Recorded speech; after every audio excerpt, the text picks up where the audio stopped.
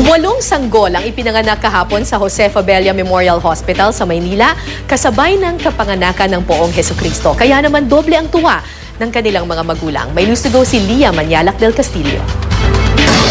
Hindi mapigil ni Mommy Michelle ang kanyang luha sa tuwa sa natanggap na pamasko. Walang iba kundi ang kanyang panganay na si Cedric Earl. High blood si Michelle at aminadong nahirapan manganak.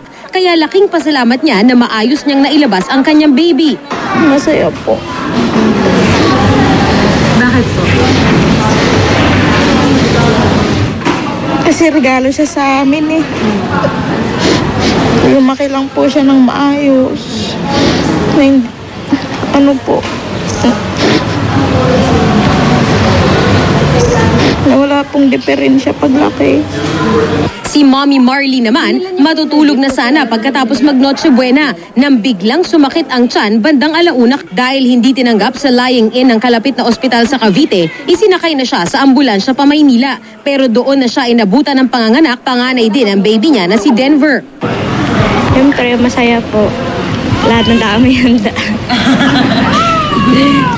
Ang hinihiling ko lang na huwag sana lumampas. Lagi ko pinagdadasal.